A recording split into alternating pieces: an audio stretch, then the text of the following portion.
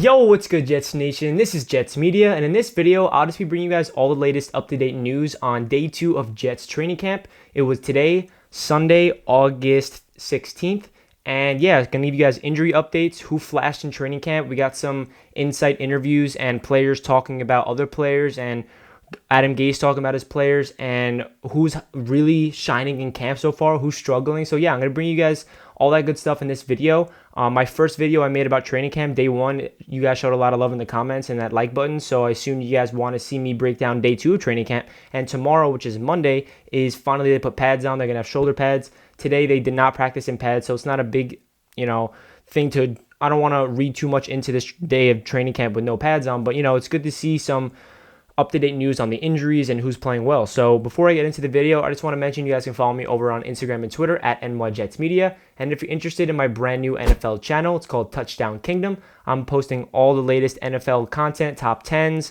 some theories, all this good stuff, Super Bowl predictions, a lot of content coming up on Touchdown Kingdom. I appreciate it if you guys give me a subscribe.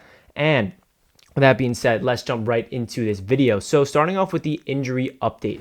This is really unfortunate. The Jets are battling with some injuries. Vincent Smith was out with a core issue. He got reevaluated today by a specialist, so we don't know the extent of this injury. It could be day-to-day, it could be week-to-week. We don't know. It's unfortunate. His wide receiving corps is getting lower and lower. Denzel Mims is out again with a hamstring. Jabari Zuniga, a quad. He's out, another rookie. Cam Clark, shoulder, out week to week. Pierre Desir, hamstring. Brian Poole, dehydration.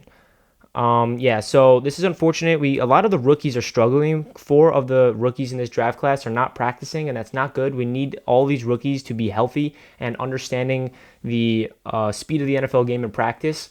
I don't really expect them to be out by week 1. I'm just saying they need to be on the field and practicing, getting reps, because like I said in my previous video, there was no rookie minicamp, there was no OTAs, there was nothing. So this is their first time getting their bodies intact and getting into rhythm of football. They can only take so many mental reps, but you need to get those physical reps on the field. So hopefully they can get healthier as soon as possible. I'm kind of curious why Brian Poole was out with dehydration. I'm pretty sure he was pulled Friday's practice because I guess he wasn't hydrated and they're doing a precaution. Good news is though, Frank Gore, he was out day 1 of training camp and he did participate fully today. Number 25, Frank Gore. I'm excited to see what he can do.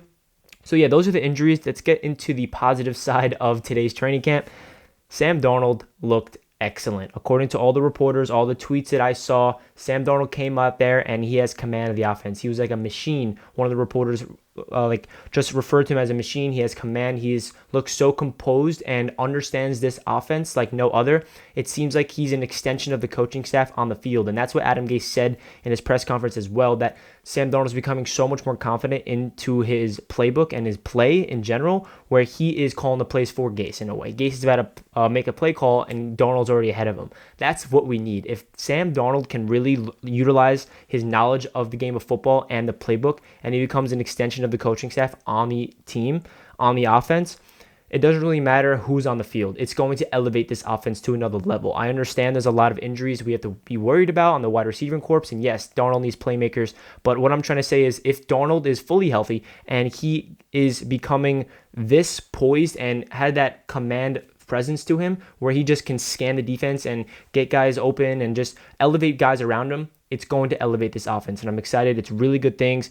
He had a 50-yard touchdown to Breshad Perriman. Here are some pictures of that provided to us from the New York Jets social media team. Breshad Perriman was raving about Sam Darnold in the press conference. He said his passes are unreal.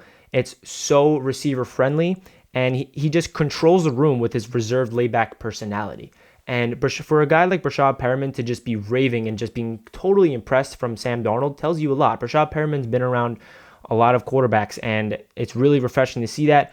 Connor McGovern also had something to say, the newly acquired center. And just so you guys know, Breshad Perriman, Connor McGovern, 2 free agents, so they're getting their first impressions of Sam Darnold. So this is what they're saying about him. Connor McGovern said that he carries himself like a veteran, and a lot of people look at Sam Darnold as a very young quarterback, which he is, age-wise, he's 23, but Connor McGovern said he carries himself like a veteran. It seems like he's been in the system for a while. He's played football his whole life, and he's won a lot of football games, and that's the type of feel that he gets, and that's what we want. We don't want Sam Darnold to be immature. He is way ahead of his time age-wise, and Connor McGovern also said that Sam Darnold was part of like a post-practice speech. that we want to see Sam Darnold get that leadership and just really galvanize the guys. And I think Sam Darnold is an instinctual born leader. He just doesn't force it. The way he carries himself is so unique. Is just his laid back, blue collar work ethic type of mentality and presence to him is going to make this offense hit another level. And another thing that's positive, Jamison Crowder was asked in an interview about just the offense, and he brought up Chris Herndon as the X factor of this offense. He actually compared him to a guy like Jordan Reed, who was on the Redskins with Crowder, and that's what he reminds him of. Chris Herndon needs to be healthy. I think Jamison Crowder is right. He is the X factor of this offense. If he's healthy and playing at a high level, Sam Darnold loves his tight ends, and it's going to open things up down the middle. Him and Jamison Crowder over the middle, oh my gosh, this offense really, and with Le'Veon Bell coming out of the backfield, and guys like Breshad Perriman, who looks like he's getting really comfortable. Adam Gase was raving about Perriman, how he's just so comfortable with the offense already, and he's just making every single catch, making every single route. He looks like a professional out there, and this is Breshad Perriman's first time ever taking first team reps in practice, because he was always behind guys like Mike Evans, and when Mike Evans went down last year, you saw what Breshad Perriman did. He put up really good stats, like back-to-back games with 100 yards, multiple touchdowns. So yeah, but going back to Chris Herndon, Adam Gase is raving about him as well. He thinks that Chris Herndon is a freak, and he has potential to be one of the best tight ends in this league because he has everything you want in a tight end. He can block, he can line up in the slot, he's a really good pass catcher, and he's athletic and can be a ball carrier as well. So he's a whole package that you want in a tight end. It's really rare to have a guy that's a good pass catcher, a receiver, and a good blocker. So Adam Gase was saying when they have two tight end sets, he's going to put Chris Herndon all the way on the right side next to Trevon Wesco or Ryan Griffin, and he can either block or he goes out there for a route. So Chris Herndon is extremely versatile, so I'm really excited to hear all these positive things about this Jets offense. And one thing that is a negative is, it's not a big negative because, there's no pads on, so you can't really judge an offensive line with no pads, but according to the reporters, the offensive line did look really shaky. Sam Darnold was under duress, and if it was like a live game and if there was live pads and it was full speed, Sam Darnold was running for his life. Sam Darnold will get sacked a lot. But like I said, we don't want to read too much into everything I'm saying, all these touchdowns and this and that, because there's no pads on. I'm just giving you guys what the players are talking about each other. They're raving about each other. So it feels like there's a really good energy brewing in this locker room and the chemistry within these guys, because guys like Breshad Perriman, Connor McGovern, they're new players. So these are the guys that Joe Douglas wants to bring to the Jets and build a culture with. So yes, it's unfortunate. There's a lot of injuries, but it doesn't really look like there's any long-term injuries as of yet. Hopefully there is not at all. But, Denzel Mims, we need him back as soon as possible with that hamstring. And Vincent Smith, he's out as well. Hopefully it's not too long. And I made a video earlier today. If you guys did not see it, the Jets have signed Chris Hogan. So yeah, they're going out there. They're signing veteran receivers. Hopefully they can get someone else because he's more of a slot receiver. We need someone on the outside perimeter, especially if Denzel Mims and Vincent Smith is battling injuries.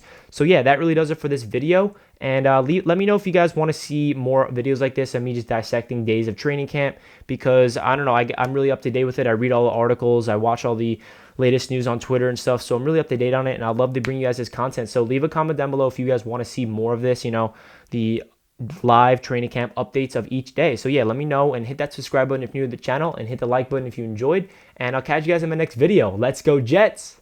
Peace.